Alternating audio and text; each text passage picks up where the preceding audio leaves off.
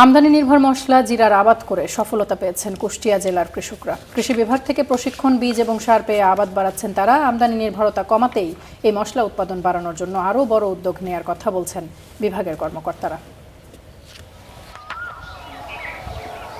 কুষ্টিয়ায় মশলা চাষে নতুন সম্ভাবনা তৈরি করছে জিরা। স্বল্প পরিসরে এই আবাদ এখন ধীরে ধীরে ছড়িয়ে পড়ছে জেলার বিভিন্ন ইউনিয়নে। প্রতি বছর শীতের শুরুতে নভেম্বর মাসে জিরা আবাদ শুরু হয়। পরবর্তী ৭৫ দিন পর্যন্ত করতে হয় বিশেষ পরিচর্যা। এরপর পাকা শুরু করে জিরা। গাছ শুকালে সংগ্রহ করা হয় এই মশলা গ্রামের আওতাধীন আসার পরে আমরা জিরা চাষ করছি এবং আশা করছি ভালো ফলনও হচ্ছে। আমু আবাদ করেছি, ভালো ফলন হচ্ছে।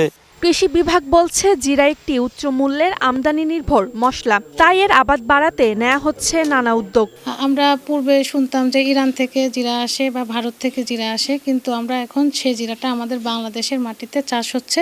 সংশ্লিষ্টরা মনে করছেন বাণিজ্যিকভাবে জিরা চাষ বাড়ানো গেলে কৃষকের আয় বাড়ার পাশাপাশি কমবে আমদানি নির্ভরতা।